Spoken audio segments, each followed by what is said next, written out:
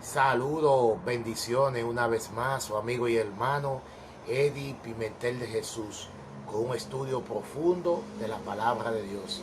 Recuerda, darle me gusta, compartir, para que muchas personas conozcan más de la palabra de Dios. Así que cuento contigo y cuenta tú con mis oraciones que estoy dando por cada uno de ustedes. Vengo con otro estudio de la palabra de Dios y esta vez lleva como título La ira de Dios, que está basado en Romanos capítulo 1, versículo 18. Así que oremos. Padre querido, gracias por tu amor y tu bondad.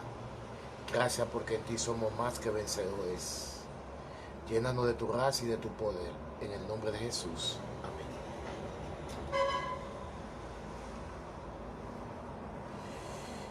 ¿Qué es la ira de Dios y cómo se manifiesta? Romanos 1:18 dice: la ira de Dios se revela desde el cielo contra toda impiedad e injusticia de los hombres que detienen con injusticia la verdad. Romanos 1:18. Una pregunta. Vamos a hacer una pregunta en este estudio. ¿Experimenta Dios arranques emocionales y arbitrarios de ira contra los seres humanos? En este pasaje se está asociando al Dios de Jesucristo con la idea pagana de deidades airadas que tienen que ser apaciguadas. ¿Qué es la idea de Dios mencionada aquí? Toda la humanidad está perdida. Después de presentar sus saludos y el propósito de su carta, Pablo describe la condición humana separada de la influencia del Evangelio, sin el poder de la gracia transformadora de Dios.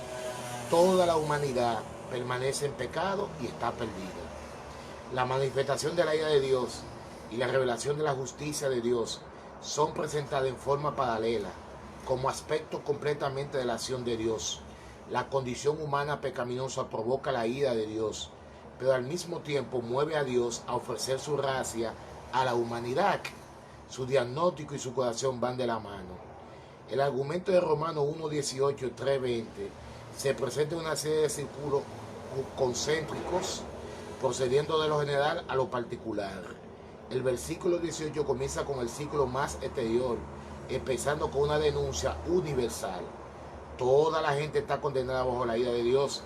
Esta denuncia es el encabezamiento del pasaje. En la primera sucesión, Pablo presenta el tema general. Todos los seres humanos son responsables ante Dios por el pecado. Pablo anuncia la revelación de la ira de Dios y la justifica. Dios no puede sino reaccionar cuando la gente comete actos impíos e injustos, suprimiendo la verdad y ignorando a Dios. Luego el apóstol anuncia la etapa progresiva en el rechazo de Dios por parte de los seres humanos y finalmente describe el detalle de la consecuencia de esa decisión o de ese rechazo. También se refiere específicamente a la degradación moral de los gentiles y después hace una sesión también a los judíos. Vamos a entender el lenguaje de Pablo. Es interesante observar que la palabra griega usada por Pablo en Romanos 1:18 para la ira es la palabra ogé o timos. La palabra ogé se refiere principalmente a una emoción que puede ser una reacción positiva de enojo contra una situación de injusticia. La palabra griega timos, en cambio, se usa más para describir el tipo negativo de enojo, la ira destructiva. Por ejemplo, el rey Herodes estaba furioso, Timomai, por tanto Dios ordenó de matar a todos los niñitos de Belén. En referencia a Dios, esta palabra, Timos, se usa solamente en Romanos 2:8 y varias veces en el libro de Apocalipsis. El contexto siempre va relacionado con el juicio final. Cuando la misericordia de Dios se retire, entonces caigan las 7 postreras plagas sobre la tierra. Entonces, el verbo revelar en tiempo presente denota que Dios está actualmente revelado algo a la humanidad, junto con incluso mediante la predicación del Evangelio. La ira de Dios provoca que la contenta contracción humana, este necio rechazo, la gracia, se repite por cada generación, por cada individuo y por cada pueblo. Que la ira de Dios se revela desde el cielo denota la majestuosidad de un Dios airado y de su ojo que todo lo ve. El vasto alcance de su ira, todo lo que está debajo del cielo, pero todavía no debajo del Evangelio, está bajo su ira. La frase toda impiedad y justicia de los hombres lo abarca todo. El término impiedad aquí significa falta de respeto a Dios y la palabra injusticia, aidiquía, significa maldad, iniquidad. Ahora bien, la violación del pacto de los 10 mandamientos, el tema se desarrolla aún más en Romanos 1, 18 al 32.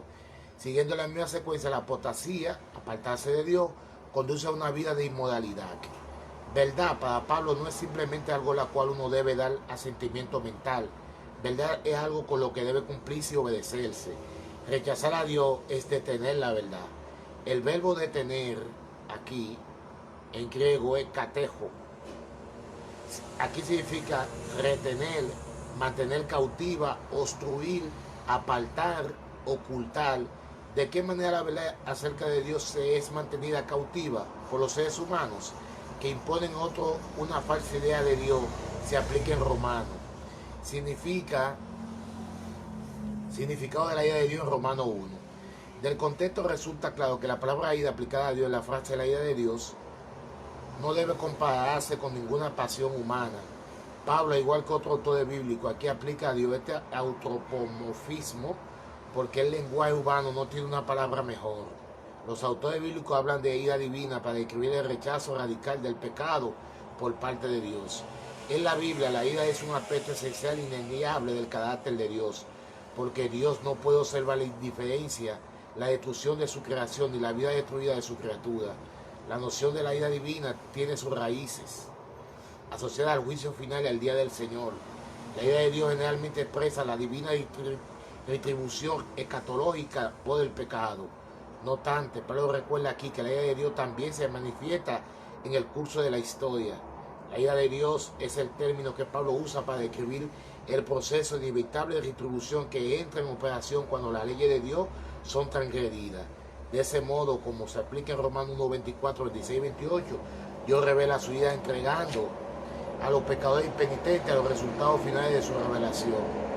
En cierto sentido, como lo dijo Ayer Schuller en su famosa frase, la historia del mundo es ya el juicio del mundo. La ira de Dios denota la esperada reacción divina ante el pecado humano. El término ira aplicado aquí a Dios denota la esperada reacción divina ante la conducta humana pecaminosa y perversa. La ira de Dios contra el pecado es terrible manifestación de su desagrado por causa de la iniquidad. Si un lado del Evangelio revela la voluntad de Dios de salvar a los pecadores, invitándolos a aceptar su plan de salvación por medio de la fe en su Mesías, el otro lado revela la ira de Dios, su condena al pecado en la vida de todos los que rechazan su plan. Si la condición de los que aceptan el Evangelio es una condición bajo la gracia de Dios, la humanidad sin la gracia permanece en una condición bajo la ira de Dios. Así podríamos decir que la ira expresa lo que la humanidad merece, mientras que la gracia expresa lo que Dios hace en cambio. El Evangelio siempre incluye liberación de la ira. Y termino con este pensamiento. Nunca debe estudiarse la Biblia sin oración. Antes de abrir su página debemos pedir la iluminación del Espíritu Santo y esa petición será concedida. Que Dios nos bendiga. Oremos. Padre querido, gracias por tu palabra. La ira de Dios no nos alcanzará, porque primero nos alcanza tu misericordia, tu piedad y tu amor. En el nombre de Jesús. Amén, amén. Dios le bendiga.